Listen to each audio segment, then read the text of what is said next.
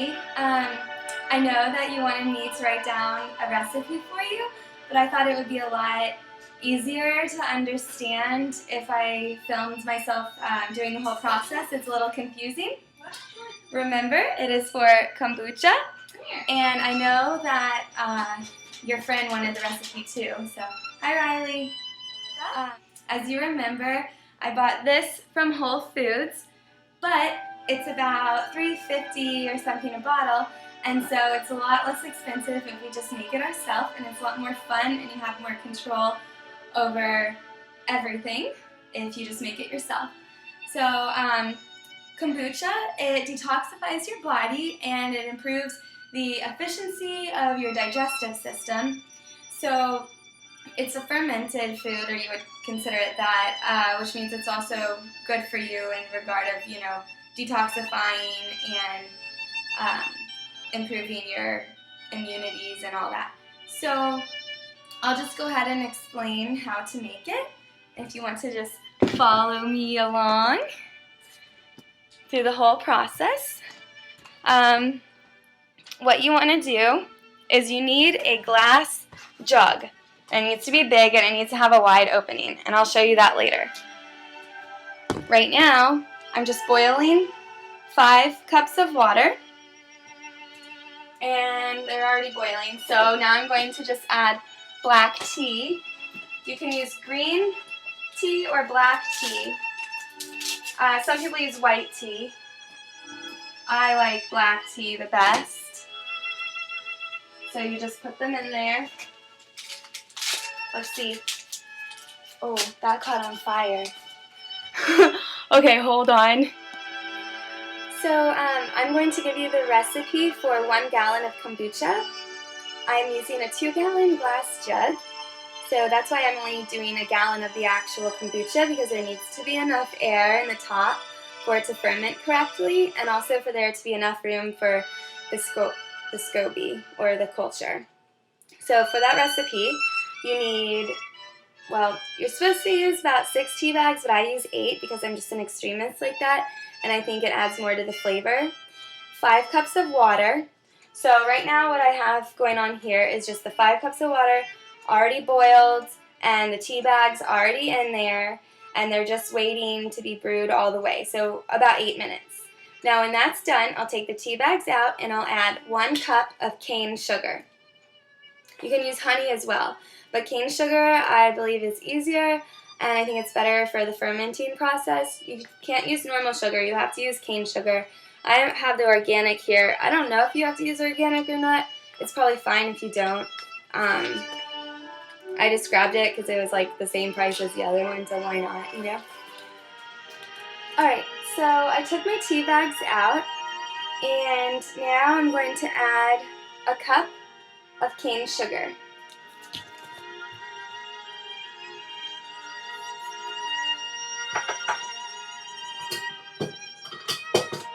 Alright, so I'll just stir this around a little bit, but I need to just let it dissolve on its own.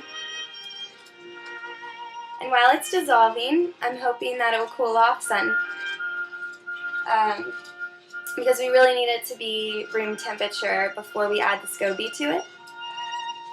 So I'll stir that in and let that dissolve.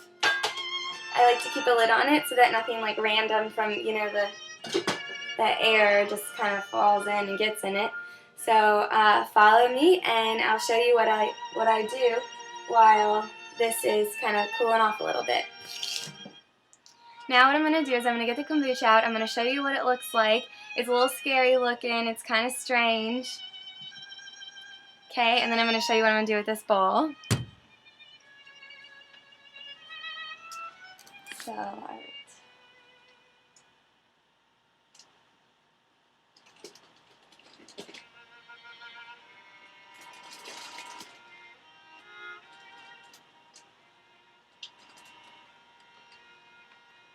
Alright, so here's the kombucha.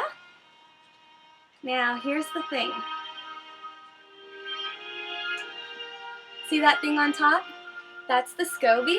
It's a sculpture. I know it looks, excuse me, it's not a sculpture. It's a culture.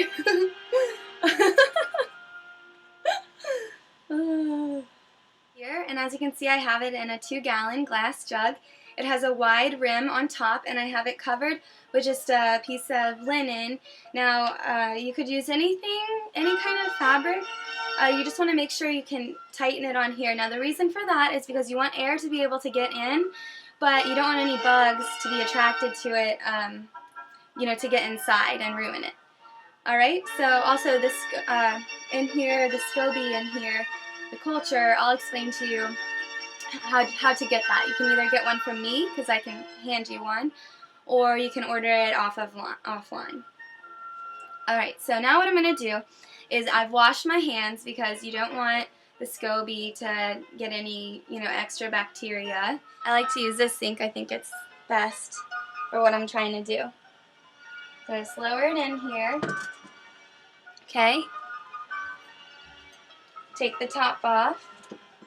Have it secured with a rubber band. Okay.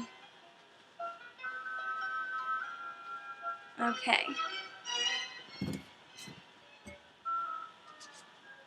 So I'm using this bowl. I think this is what I like to use. It's my favorite. You know, somewhat deep to hold liquid and also wide enough for the SCOBY. So I've washed my hands, like I said, and I'm just going to take the SCOBY out. This is what it looks like. Really strange, okay? See all the different layers? Now, the spots you see on the back are yeasty bits, and those are good. Those are healthy. So see all these different layers? So if you want to make your own kombucha, just ask me, and I'll peel off a layer for you. And it's kind of like friendship bread, you know? It's like friendship kombucha, I guess. So I have this, and what I'm going to do is I'm going to just put this off to the side, because we add that last. We add that part last. So, alright, now, starter liquid. I don't know if I've mentioned it yet, but when you're brewing, you know, new kombucha, you want to use your SCOBY that you've already used, and you also want to use some liquid from your previous batch. So what I'm going to do is I'm just going to, and oh, you need to use the top, the liquid that's at the top. So I'm going to just pour a little bit out. You should do a cup. I usually do about, like, you know, 2 cups or something. You're just going to pour it out into a glass jar and let it wait to add it to the end.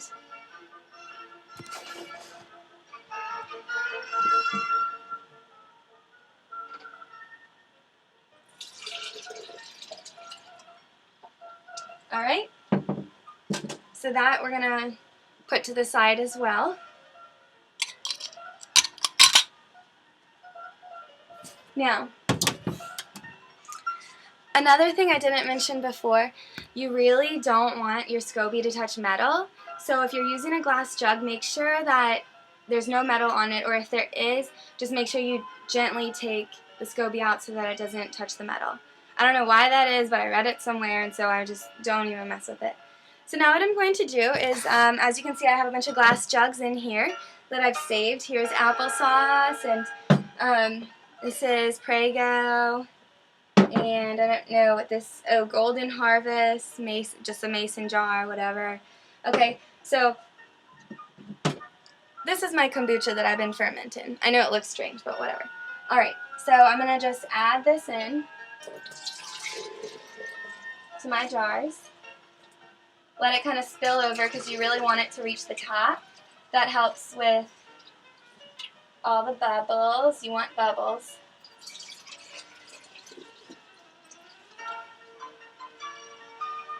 Alright, there we go. Alright, so now I put the lid on my mason jar. And, you know, they say that you're not supposed to store it in the refrigerator, but I like it cold, and I like the fermenting process to stop. If you leave it out of the refrigerator, then the fermenting process will, you know, continue. But I just think, you know what, I'm only drinking it this week before I brew some more, so I might as well just put it in the refrigerator.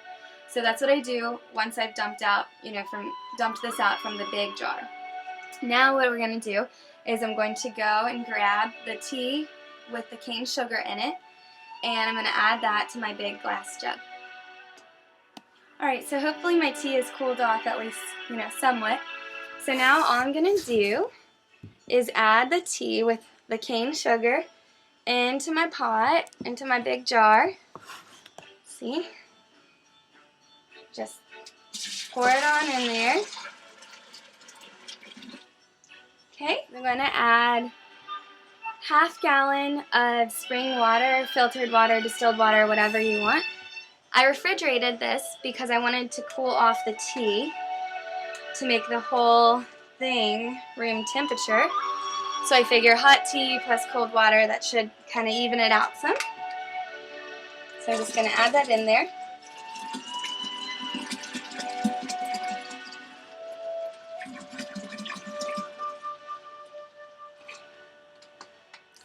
Now, do y'all remember that the first time I poured it, I set this aside? This is the starter liquid, and it was from the top of the old batch. So now I'm going to add this back into the original.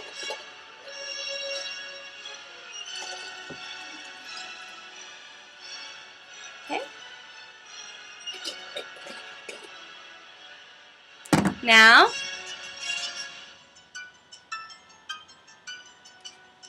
I add my SCOBY. Okay, look at all those layers. I literally started out with a really thin piece, and look how much it's grown over, you know, just the summertime. So it's pretty amazing. So just drop it in there nicely. And I still have a little liquid in here, so I'll go ahead and add that in for good measure. Okay. Alright, so the next step is to cover it with your fabric. And I'll go ahead and show you how I do that. I just flap it on top. And then I take, you know, elastic. And I put it around here, and I make sure that it's tight enough because you don't want any bugs seeping in there and stealing your kombucha, because they will do it because they love the way it smells and tastes and all that. As far as storage goes for while it ferments, you want it to be in a dark place, you want it to be in a warm place. It doesn't have to be hot, but, you know, just don't put it like near the AC, you know what I mean? And yeah, that's really about it. So the first time you brew it, you should probably allow it to ferment for like a week, you know, 7 days. And then if it's too tart for you, then you can lessen that. You can maybe do like 5 days. If you want it more sour, more tart, then you could do like 8 days or something. One time I went 2 weeks, and it was really good, but just a little too tart for me. So I think this time around I'll probably do about like 6 days. Alright, so Sherry, you already know this, but I just want to remind you, this is how I prepare my kombucha for when I actually want to drink it. So I've got my frozen berries, a glass, and a little strainer. Okay, so I just kind of, you know, put that on there. The reason why I have a strainer is because there's these yeasty bits, which are okay to drink, but I just think they're a little strange. They're good for you, but they're just like kind of weird, you know. Alright, so I just pour that in.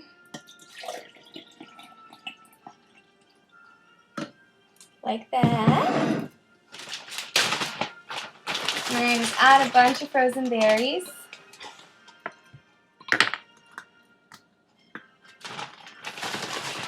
And the frozen berries are awesome because they flavor it a little bit more. They make it sweet and just really, really tasty. I don't put my frozen berries in until I'm about to drink it, because otherwise it gets a little bit too, you know, like syrupy. Maybe you might like that, but I'm not really sure. But anyway, so there's my kombucha, and it tastes really good, and I'm excited to have it. It's probably going to give me a bunch of energy and make me feel good the rest of the day. Alright, Sherry, love you, and have a good day.